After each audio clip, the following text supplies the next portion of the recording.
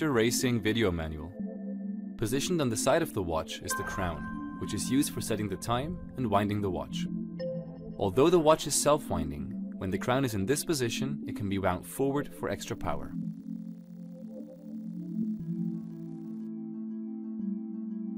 To set the time, pull the crown out one click to its furthest position. The seconds hand will stop. Turn the crown forward or backward to move the hour and minute hands to the desired time.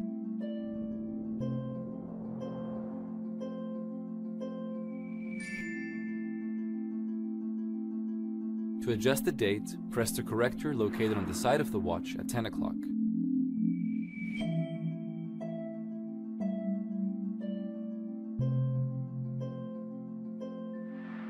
The chronograph is used for measuring time periods of up to 12 hours. To start or stop timing, press the upper pusher located at 2 o'clock.